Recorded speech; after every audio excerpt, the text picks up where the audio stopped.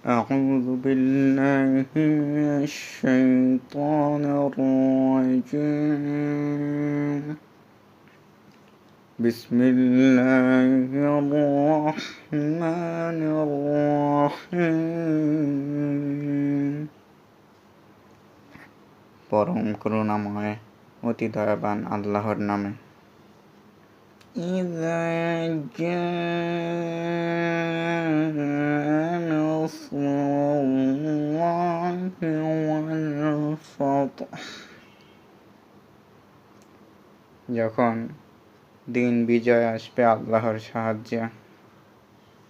ورأيت الناس يدخلون في دين الله أفواجا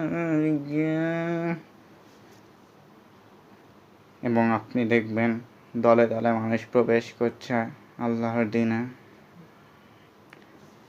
فسبح بحمد ربك واستغفر إنه كان توابا।